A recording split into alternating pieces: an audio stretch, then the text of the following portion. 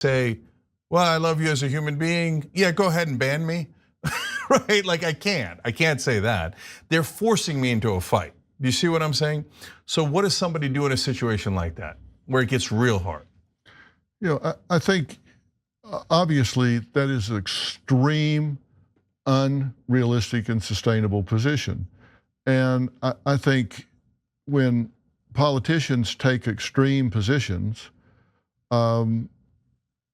they have to be called on it, right? They have to be called on it. And I think saying it is one thing, doing it is another.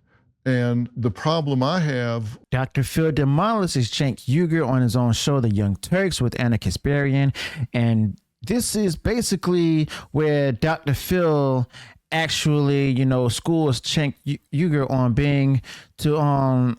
being too loose with his rhetoric. Now, Dr. Phil starts off this part of the segment that on, basically on 9/12, we were all just Americans, obviously, after what happened on 9/11, and we know how things polarized. Now, Cenk just tries to do the visual and blame it on Trump.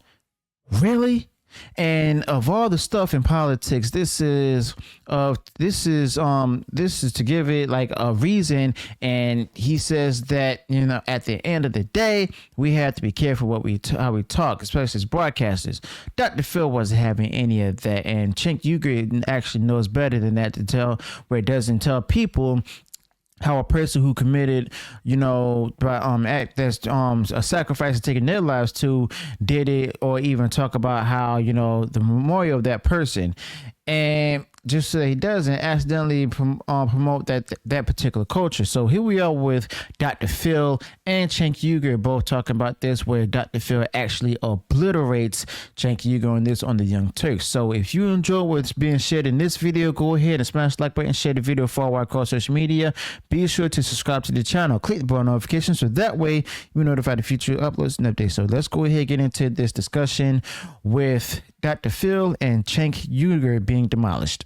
With either side using this heated rhetoric, is there are people that are followers that will take that lead and behave accordingly. Like, for example, in 21 years, I have never said, if you've got a child and they're running into traffic, I've never even said you should suppress the behavior by just swatting them and saying, no, don't do that.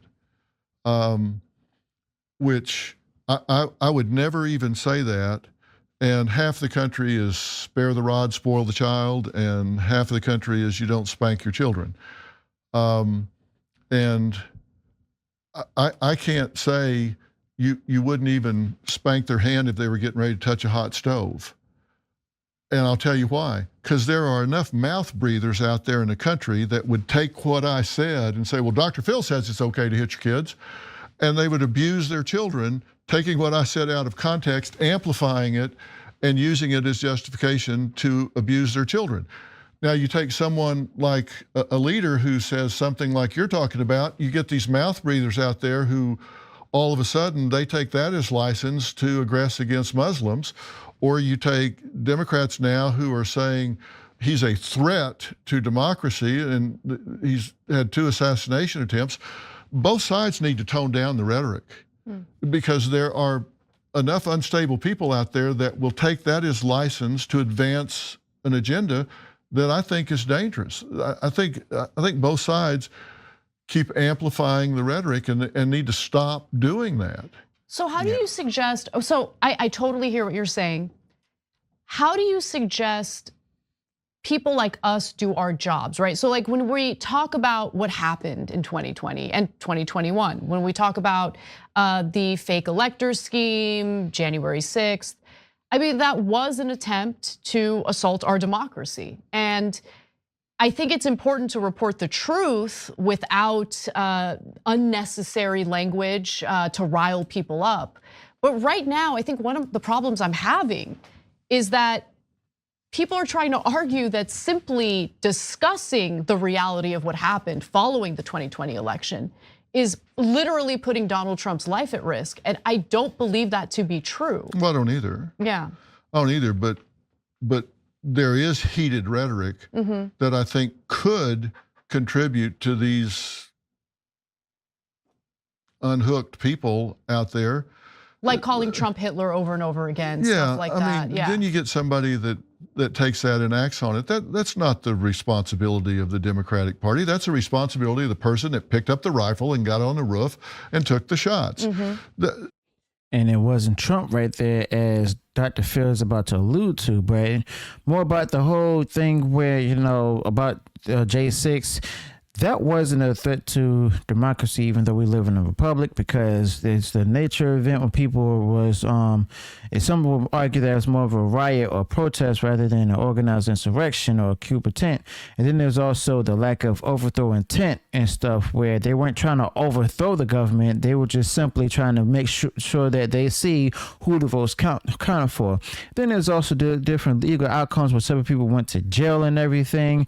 And the fact that no participants were charged with insurrection or treason decided to support their view legally, where the event was not treated as an organized attempt to subvert democracy, but instead people who were charged with the lesser offenses like trespassing or disorderly conduct. And then there's also the political and the media influence, where this perspective actually shows that the event itself was used to vilify political opponents rather than actually reflecting the actual seriousness of the event, which wasn't really happening as they say it was. And then there's also the presence of the federal agents, as we've recently seen, and seeing that for many years now, as well as they're finally revealed it and stuff, that even people like Stephen A. Smith are shocked to hear about it, but we all knew about this, of course.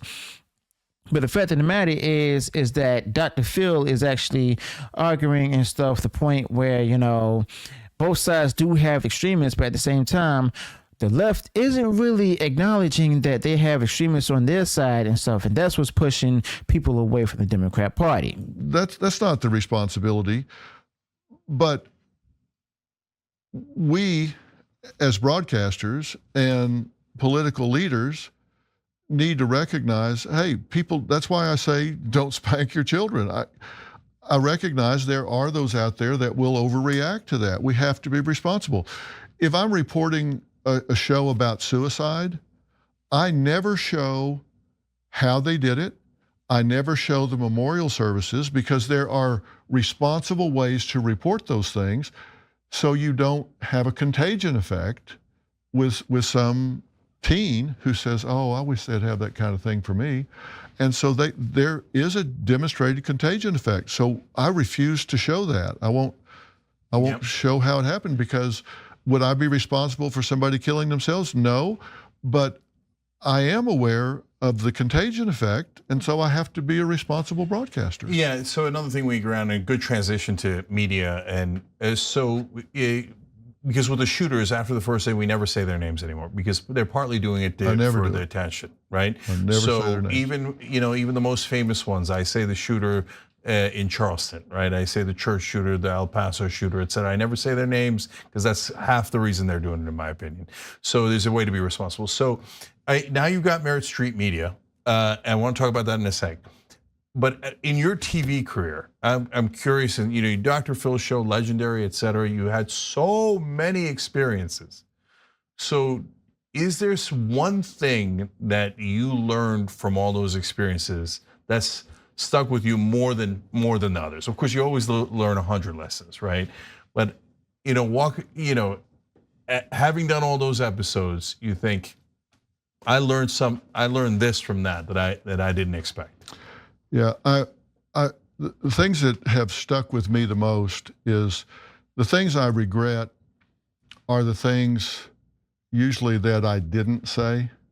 I'll watch something back and I'll get distracted. Somebody will use a term that's derogatory towards somebody, and it's usually some young person or something, and they'll refer to somebody that's got mental challenges or some way, and they'll use the R word referring to him or something. And I'm thinking, I'm going to call them on that. And about that time, the mom or something will say something, and I have to respond to that. And then the next thing, we got to go to break. And I realized I never went back and called them on that. And I'm going, oh my God. And then it airs, and I go, it's like I let that go by, and it's a kind of an endorsement, implicit endorsement of it. And you know, I hate that, or I miss something.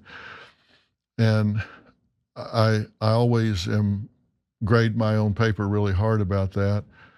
And the thing that I always worry about are people misunderstanding things out of context. Like, I'll see stuff. We do domestic violence stories a lot because Robin's a real ambassador in the fight against domestic violence. And I hear people talking about, well, why doesn't she just leave? Why doesn't she just leave?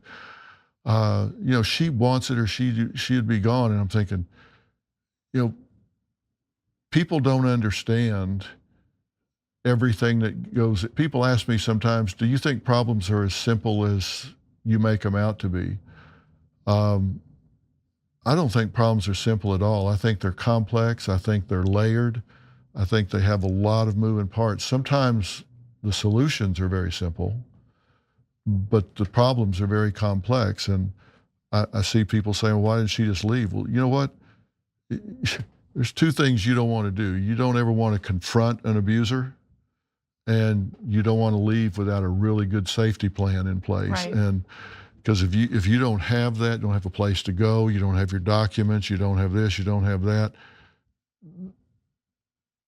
Close to 80% of serious injuries and murders happen when you leave your abuser. Wow. So let me know your thoughts about this in the comments below. Also, be sure to include any additional thoughts you may have on this particular topic. If you enjoyed what was shared in this video, go ahead and smash the like button, share the video, follow across social media. And if you haven't done so already, enjoyed all the content that I put out there, go ahead, subscribe to the channel, click the bell notifications, so that way you're notified of future uploads and updates. Till then, peace.